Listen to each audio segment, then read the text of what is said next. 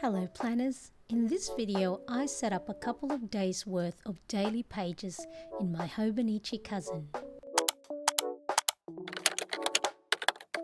As my Hobonichi cousin planner starts January 1st of 2024 and I am new to this planner, to start getting used to how I want to use it for the new year, I photocopied the weekly 2-page spread enough to last me until 31st of December. That way I can start using the layout, see what I like, what works, what doesn't, and by the time January 1st rolls over, I have built that muscle of planning in a weekly spread like this one.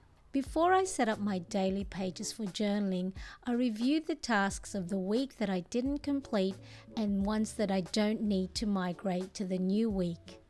The pen I'm using here is the Pilot Capless Fountain pen, which was gifted to me by a friend and a fellow planner, Ika of Plans Over Cold Brew on Instagram. This was filmed on Sunday morning and I added a couple of tasks I wanted to do for that day. Now I wrote over the Pilot Friction highlighter before it dried with the fountain pen and the ink feathered, which I didn't like, so I went over it with correction tape. Then I checked the other tasks and marked off the ones I completed.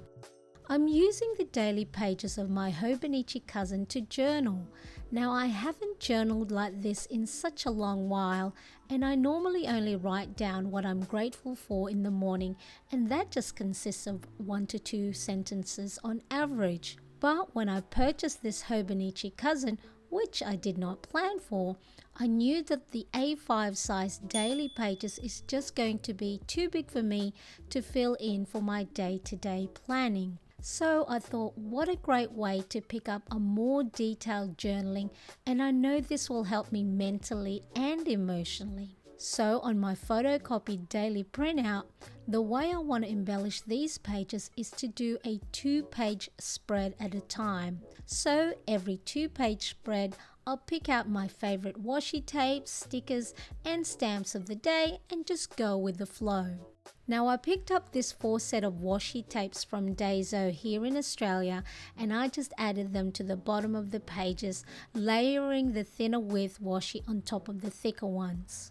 When I purchased this Hobonichi cousin, I knew in order to fill up some of the page, I wanted to start adding some stamps to embellish it. Now all items I show and mention in today's video, you can find the details in the description below. So I just pick out the stamp that I think will look nice on the page, ink her up and stamp away. I like to remove any of the excess ink off the stamp as I know, knowing me, I'll somehow touch it along the way and smudge or make a marking on something I shouldn't. So what I do is I just repurpose dried lens cleaner and keep it handy and use that to wipe off the ink from the stamps before putting them away. I'm adding more washi tapes at the top. And I'm using this craft cutter to remove some of the washi tapes that covered up the stamps.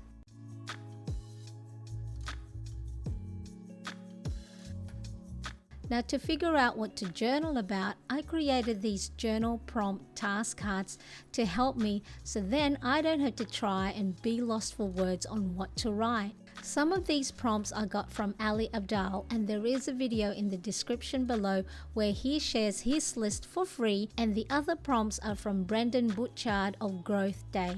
For the 25th of November, I chose to write about a positive thing I can say to myself.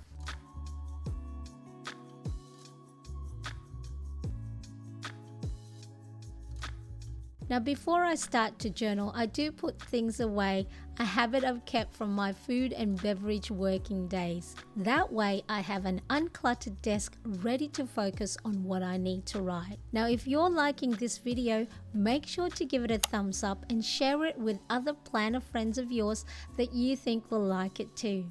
Now I found that once you have a prompt to follow, the words start spilling out on paper. And for those days that don't, I don't fight it. I'm not going to force myself to write things just to fill up the page.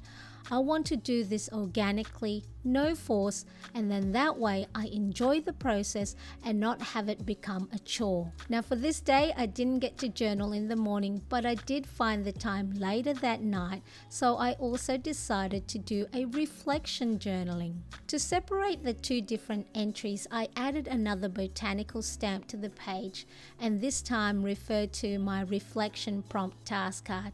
But I think for this day, I just wrote down what happened in the day.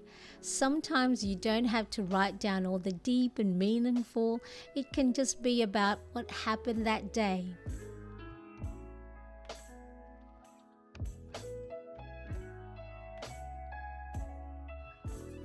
Now I see the previous page had a bit of an empty space, so I decided to fill it up with a sticker and picked one of these figures stickers that I purchased for my journaling, as I've seen some journal pages with pretty figures like this and I liked how it looked. The hardest part was picking the right sticker to embellish the page. And there we are. The next thing to do is watch this video right here. Thank you so much for watching. I appreciate you and I'll see you in the next video.